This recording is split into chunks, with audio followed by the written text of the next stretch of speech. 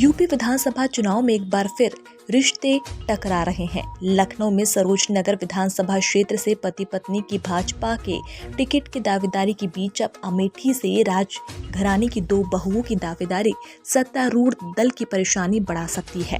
दरअसल वर्ष 2017 के चुनाव में अमेठी से गरिमा सिंह भाजपा और अमिता कांग्रेस की उम्मीदवार थी। गरिमा सिंह ने 64,226 मत पाकर ये चुनाव जीत लिया था। इस बार अमिता भी भाजपा में आ गई है। यही नहीं, औरैया के बिधुना में विनय शाक्य और उनकी बेटी रिया शाक्य के बीच मुकाबला होने के आसार है। यही नहीं, यूपी चुनाव में कई ऐसे परिवार हैं जहां भाई बनाम भाई के मुकाबले देखने को मिल सकते हैं।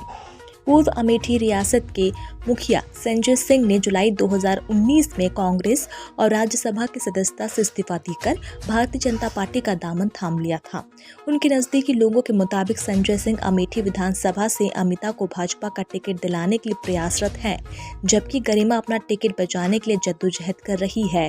हालांकि भाजपा के लोकसभा संयोजक और अमेठी के जिला पंचायत अध्यक्ष राजेश मसाला ने कहा कि यहाँ टिकट मिलना कोई मुद्दा नहीं है। पार्टी जिसे भी उम्मीदवार बनाएगी उसे चुनाव जिताकर भेजा जाएगा। गाजीपुर में हो रही हलचल। वहीं परिवार में चुनावी टिकट को लेकर दावेदारी के चलते गाजीपुर जिले के एक प्रमुख राजनीतिक परिवार में भी अनबन की खबरें हैं। मोहम्मदाबाद क्षेत्र के भाजपा विधायक कृष्णानंद राय की 2005 में हत्या कर दी गई थी। इस मामले में मऊ के बाहुबली विधायक मुख्तार अंसारी और मुन्ना बजरंगी समेत कई अपराधियों के खिलाफ हत्या का मामला दर्ज हुआ। उसके बाद हुए उपचुनाव में कृष्णानंद की पत्नी अलका राय विधायक चुनी गई। 2017 में भी भाजपा के टिकट पर अलका राय ने मुख्तार के भाई सिबुगुतुल्लाह अंसारी को पराजित किया था। सूत्रों के अनुसार इस सीट पर अलका राय अपने पुत्र पीयूष राय को टिकट दिलाना चाहती है, जबकि कृष्णानंद राय के भतीजे आनंद राय मुन्ना ने भी पूरे इलाके में बैनर पोस्टर लगाकर अपनी दावेदारी पेश की है। टिकट को लेकर चल रहे घमासान के बारे में जब आनंद राय से बातचीत की गई तो उन्होंने कहा, ये आप सभी जानते हैं कि चाचा जी की हत्या के बाद मैं हर मोर्चे पर सक्रिय रहा और मैंने परिवार और क्षेत्र की जनता के लिए अपनी जवानी दे दी। मुकदमा लड़ने से लेकर सभी दुश्मनी हमने झेली और चुनाव में चाची जी विधायक अलका राय सिर्फ चेहरा रही। उनका पूरा चुनाव मैंने लड़ा, लेकिन अब वह अपने बेटे के लिए टिकट चाह रही है तो मैं अपनी दावेदारी कैसे छोड़ दूं? मेरा नाम तो 2017 में ही पार्टी ने प्रस्तावित किया था। हालांकि अलका राय के एक समर्थक ने कहा कि लोग पीयूष राय में कृष्णानंद की छवि देखते हैं। इस सीट पर सबसे आखिर में 7वें चरण में मतदान होना है और अभी प्रमुख दलों के उम्मीदवारों की घोषणा नहीं हुई है। बिधुना विधानसभा क्षेत्र में बाप बेटी की टक्कर।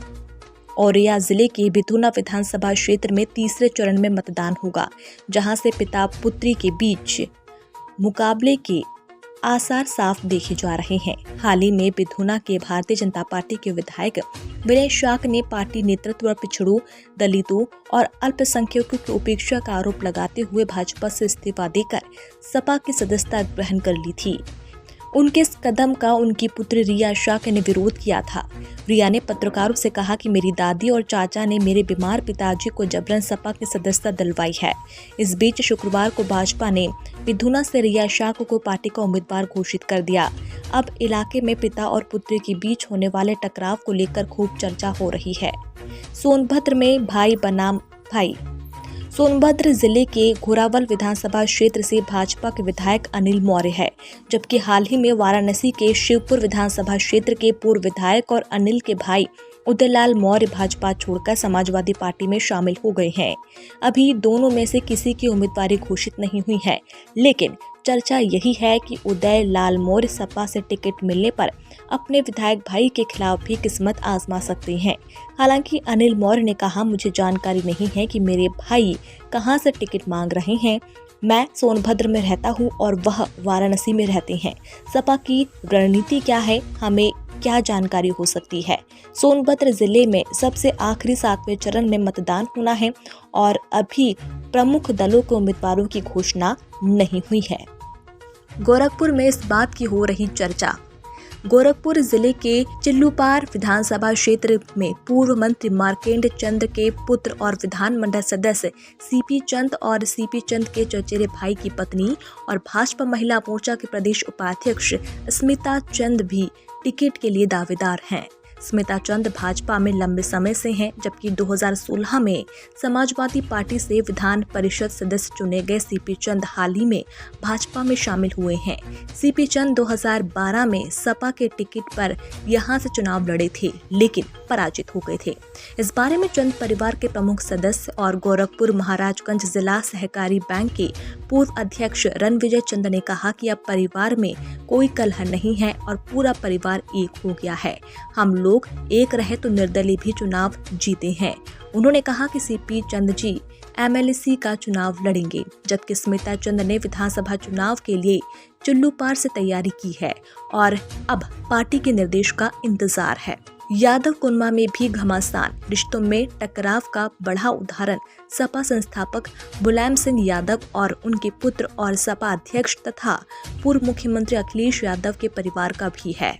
भारतीय जनता पार्टी के दिल्ली मुख्यालय में बुधवार को मुलायम सिंह यादव के दूसरे बेटे प्रतीक यादव की पत्नी अर्पणा यादव ने भाजपा की सदस्यता ग्रहण कर सपा के खिलाफ मोर्चा खोल दिया है। चैनल को अभी सब्सक्राइब करें और बेल आइकन पर हिट करना ना भूलें।